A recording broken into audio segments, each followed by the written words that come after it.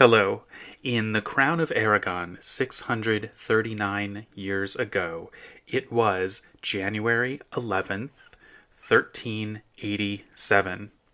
My name is Jonathan Seyfried. I'm a PhD candidate in history at the University of New Mexico, and this is the Historian's Notebook, a podcast about how history gets made.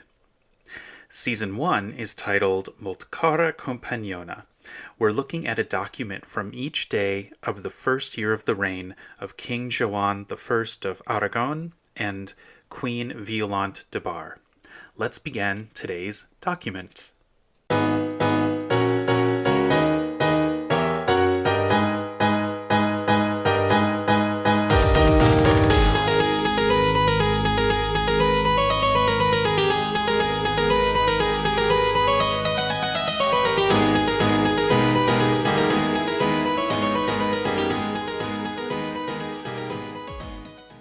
Before we get into the content of today's document, I want to focus on some of the sourcing information in it. And in the last, it starts at the end of the third to last line of the text block, Dada en lo loch de Granollers sots nostra segel secrete accustamont, and then we have the day, the 9th day of January, in the year of the nativity of our Lord, and then 1387, and then Rex, and then Johann. Okay. So the place is listed as near Granollers. And this is a document by Joan. We've just had a series of documents from Violante. And during the time of those documents, during the last few days, Joan really is writing consistently. There's no particular day, as I've looked at the register and paged through it, that seems to have like a dramatic dip. It's just sort of, a few letters and documents a day. And so it's really hard for me to see when Joan gets into the most trouble with his illness. And Josep Roca, the scholar from the early 20th century, is convinced that at a certain point in January, Joan gets seriously ill to the extent that he's given last rites. So I'm trying to figure out exactly when that would be, and part of what I'm looking at is the location tracking of Joan. It's clear that he's not well enough to make a journey in one day to Barcelona. Violante can do that, and she did. So he's kind of making his way through the different locations between Girona and Barcelona, and Granollers is about halfway between the two. So he really pauses for a while in Granollers, and the first thought I had about that was that's where he runs into real trouble. But then when I've been looking at the documents from the time that he's in Granollers, like this one today, they seem to be pretty active. And on the 16th, we're going to look at a document that is from the day that he had a big meeting of his main counselors for his reign. And so he was certainly up to having a very active day on the 16th. And then on the 19th of January, he and Violante enter Barcelona, and I figured that one out. Violante comes back to Granollers to be with Joan on the day of that big meeting on the 16th. So she's there with him the 16th, the 17th, the 18th, and then the both of them arrive to Barcelona on the 19th of January, and then after that, they're in Barcelona pretty consistently for many months. So I'm going to post onto the webpage for today's document images from the itinerary that Daniel Girona y Llagostera created for Joan based on several of the registers of his letters and charters around this time in these exact days. And it's kind of hard for me to figure out like where he got into like major trouble, and then also it's leading me to think that possibly it was before January 5th. I mean, it's very hard to understand why Violante leaves his side if he's so sick. So maybe that's like all the more reason to leave his side, to make sure there's no trouble at the very start of the reign. I don't know. It's really hard to figure out, and I don't want to doubt Josep Roca because he worked so much on the documents from this time. I just wish he had something better than that April 30th letter that he quotes at length. So we're going to see. I'm going to really look at that very closely in the upcoming weeks. And as we get to April 30th, hopefully I'll crack it and figure out exactly what Roca is doing there as he's making this claim that Joan becomes really deathly ill in this period that we're looking at right now. All right, let's talk about the document itself for today. This is a recommendation letter that Joan has written for a friar named Miguel Rosell. And that name is in the middle of the third line. He's writing to the people who are in charge of sort of the guests or hospitality at the monastery of Montserrat. This monastery is a really big deal. The name means like serrated mountain. It's a monastery that is situated on a very high up and sharp, almost cliff-like location. It's a bit to the northwest of Barcelona, about 60 kilometers, I think. And this location was identified as a very spiritually powerful location even before Christianity. The Romans had a temple to Venus there, for example.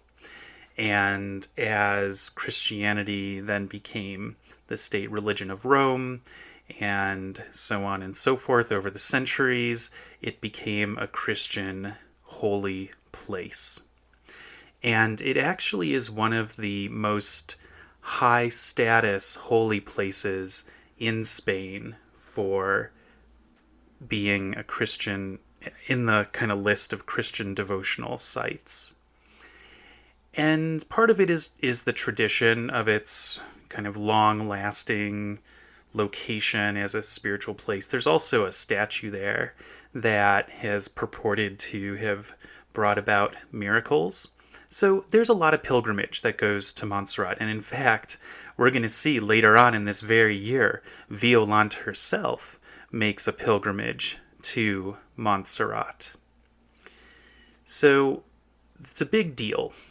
And I was still, though, trying to figure out why in these very sensitive, busy early days of the reign is Joan taking time to recommend some seemingly random friar to go to Montserrat and kind of have Joan's letter to give him lodging and, room and board there. And so I did a little bit of research, and this is an instance where I think I can model a way to use the AI chatbots responsibly for historical research. So I'm going to put up the ChatGPT transcript of my questions to the chatbot about Montserrat and about Joan and this particular time period.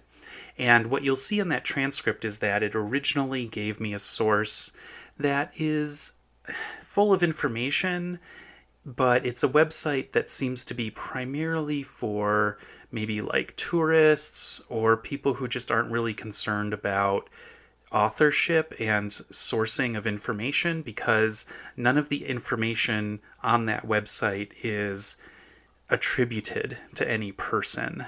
It's all just kind of, here's information, and I can't even figure out exactly who made this website.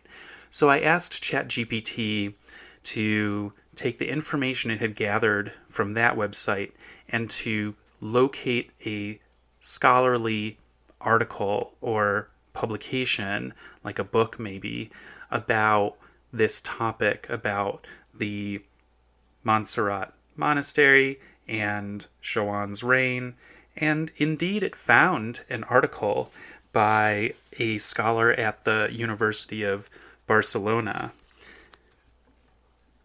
Well, it's actually a book chapter in a book of collected essays, and it's by Prime Bertrand y Roger.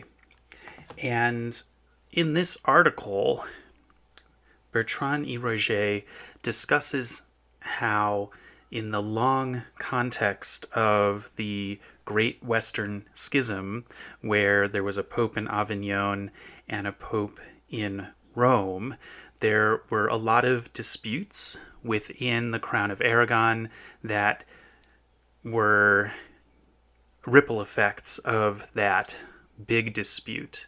And you can sort of imagine this, like everybody kind of has to pick sides all over Western Christendom about, well, are you on the side of the Avignon Pope or are you on the side of the Roman Pope? And it turns out that Montserrat was apparently one of the flashpoints for this conflict.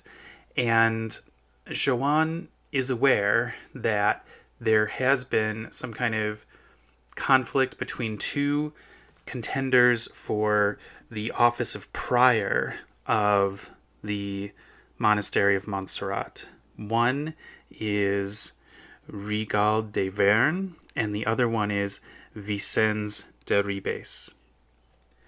And in a twist that I'm still trying to get my head around, Bertrand y Roger says that Joan, a little bit later in his reign, ended up supporting the candidate that was the favored one by Rome, and that would be Vicens de Ribes, even though Joan is firmly taking sides with the Avignon Pope. So, it's convoluted, that's for sure.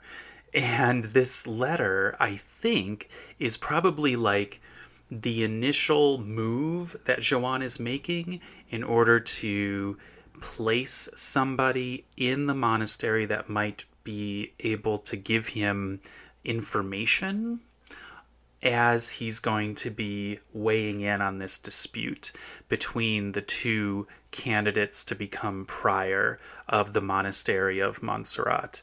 That's my reading of this at the moment. I really cannot say that definitively. It could just be like, oh, this person is well connected. Miguel Rosell is well connected and just wants to have lodging at Montserrat, and maybe just caught Joan at a good time when he was, not in a fevered state and could write him a recommendation letter. I don't know. In my mind, it's like any document that surfaces from Joan in these days has got to have kind of earned its place in Joan's attention when he's fighting off illness or just recovering from it. But that might not be a good assumption. It might just be that there's a big backlog of stuff that Joan has to take care of, and that this is just next in the list. Hard to know, but we'll continue looking at the documents and try to figure out the little hints, and that's what this game is all about. All right, that brings us to the close of this episode. Thanks for listening to this episode of The Historian's Notebook, Season 1, Molt Cara Companiona. If you are leaving with more questions than you arrived with, I've done my job. Remember, the motto of the Historian's Notebook is dissatisfaction guaranteed. Visit the website, jonathanseyfried.net, to see an image of today's document, as well as an image of the monastery of Montserrat, and also the images of the pages from Daniel Girona y Llagostera's itinerary for Joan, and then also additional show notes and bibliographic citations. And listen tomorrow to hear about the next day in the first year of the reign of King Joan I of Aragon and Queen Violante de Bar. In the meantime, take care.